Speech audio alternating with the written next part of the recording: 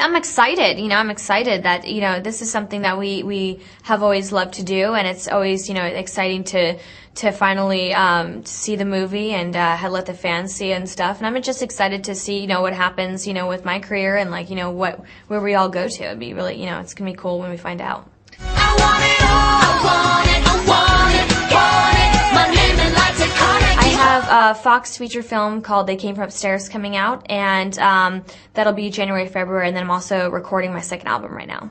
I want it all. I want it. I want it. Want it. My name is like Tectonic. It's beautiful. It's so much fun. It's just so amazing. I've never, you know, it's beautiful. Eiffel Tower is great, and I can't wait to actually go in it. Can you say some words in French? I can say merci beaucoup. Whoa.